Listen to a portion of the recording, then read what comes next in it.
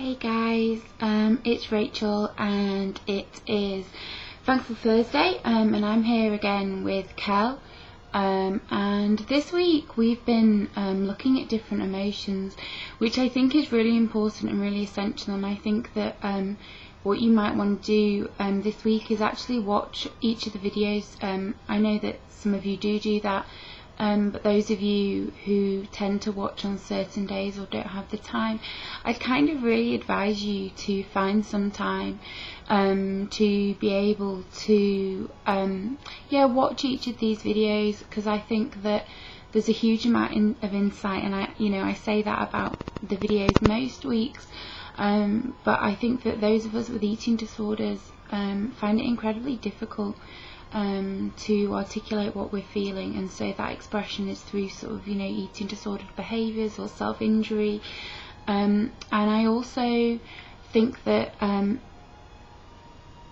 even without understanding and having this expression, we don't tend to know what exactly we are feeling, and I think when we come into recovery, because we're not using behaviours in such a way, we start to feel, and I think that that can be a really overwhelming experience. I know that that can be an incredibly overwhelming experience. I know that after a long time of being kind of numb, that it's very, very difficult to start feeling. And I mentioned this in one of my other videos when I said it, about it being any emotion, and it's kind of like even when you're feeling good, it can feel too much, and because it's just like you just can't cope. I would really strongly advise you to watch them, because I think we're dealing with some really key emotions, and emotions which are especially linked to eating disorders. So for today, me and Kel are actually going to look at anxiety, which is quite interesting really, because I've been having a bit of a hard time with my anxiety. I'm sure that a lot of you are aware that prior to the onset of an eating disorder, there's a very high percentage of people who have some form of anxiety disorder. Doesn't mean that was diagnosed before the eating disorder. It just means that there's been research done that does say that up to 5 years before the onset of an eating disorder, those who develop one do have some form of anxiety issue. I think that what's very difficult with anxiety is that it can be channeled in many different ways, productive ways and destructive ways. I think that if I look at my own example and my sport and my academics, I don't know whether I was anxious, but I certainly used a huge amount of energy up in those ways. And so I always had something to be doing so that I didn't have that spare time. And I'm not saying that was a conscious choice, that's just kind of reflecting back.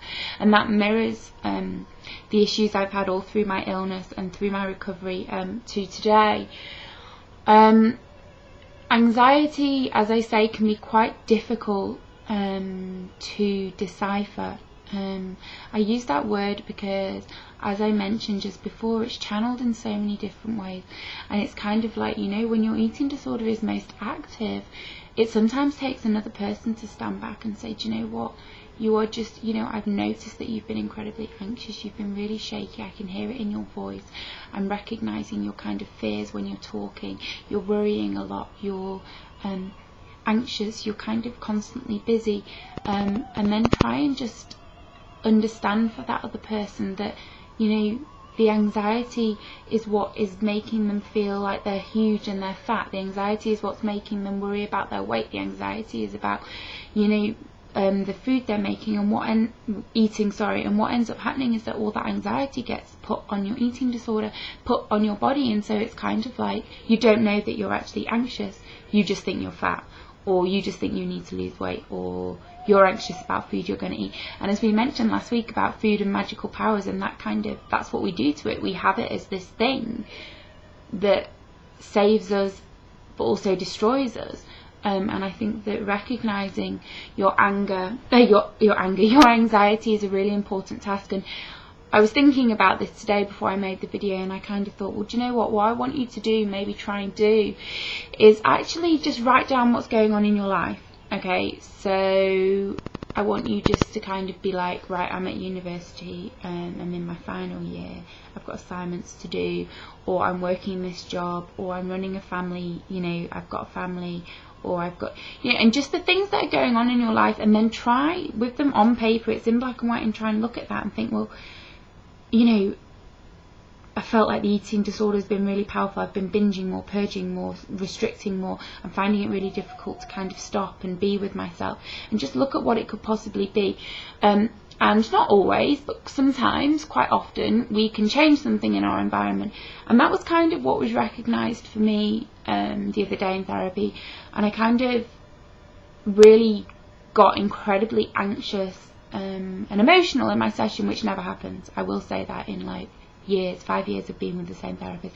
And I ended up walking out, and I was, I was like this. My heart was racing. This is anxiety, guys. Your heart is just racing. Your whole mouth, your lips, your throat, you're incredibly dry. Your mouth is incredibly dry. Okay, your heart is racing at 100 miles an hour. Your hands are shaky. Your body's shaking. You can't think straight. You can't, all you can think is like tunnel vision. Is like, and for me, get out of here. I couldn't think about anything else. I just knew I had to get out of the room, out of the building, out of where I was, and I had to just get in my car, and I just drove. Okay, and so that's what happens when you're anxious. You can't think, you can't recall things, you can't remember things. And certainly for people who are in a constant state of anxiety, it's this inability to even be aware, almost, because you're so anxious that you can't think straight, you can't do anything, because you're just on tenterhooks. You're just kind of like mega alert, just like this all the time. And so what can help anxiety, of course, is medication. I will say that for the people I know who have very difficult issues with anxiety, medication can be a bit of a godsend. But I also think with regards to your eating disorder that medication can be particularly helpful. I'm not saying go out there and take medication, if you don't feel you need it. But if you are struggling, it is worth having that conversation with the people who are treating you. If you're not in treatment, to maybe go to your GP, I know that there's quite a lot of online sites. There's one that I used to go to, which was incredibly helpful and allowed me to read about medication. What I will say about medication is that don't freak yourself out about it, because that's another thing. You're already in some sort of anxious state, and then it's like you're anxious by your medication. It's hard to take your medication. You want to refuse to take your medication. So you really have to trust the people who are treating you. And I say that, and I'm not saying that that's easy, and but you do have to try and have some faith in what they're doing for you. So yeah, anxiety is, projected onto the body, onto food, and when we go into recovery, it's kind of ironic, isn't it? Because we're anxious as well, because we're in recovery, because we're anxious about the fact that we do have to eat, and we are scared about weight gain or weight loss or whatever it is that we're recovering from. And it's a really, really scary time, and it tends to be when anxiety is kind of at its peak as well. And that might sound a little bit backwards, because I've just kind of tried to say to you that the anxiety is projected onto your body and stuff through your eating disorder, and then it's like, oh well, you go into recovery and you're anxious as well. But what will happen in recovery is that it will get better. And the thing about the eating disorder or anything self-destructive like that is it's not going to make it better. Starving yourself isn't going to make it better. Hurting yourself isn't going to make it better. Yes, in that moment it might temporarily deal with something for you, but it's not. The only thing that's going to make things better for you and rid you of your depression, your anxiety, your eating issues, your body hatred, the complexities around food, your obsessive behaviours, all of those things, is by being in recovery and by challenging all of that stuff. And of course we all recover in very different ways, but yeah, the only way out is going to be going through recovery. And I can say that, and yeah, I have my issues, and I'm not going to sit here on this screen and say that everything's perfect and I'm perfect, and I do still have my difficulties. And it is learning to take a step back and to try and reflect on what it could be that's causing you these kind of anxieties, because being in an anxious state isn't a nice way to be. So yeah, try and find some healthy ways to manage it as well, and just make sure that those ways you're managing are in fact healthy and aren't more self-defeating.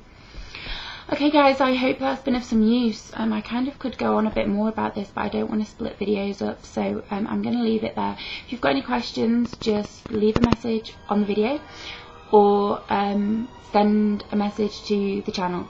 And I really hope that this week's videos have been helpful for you. Okay guys, bye, see you next week.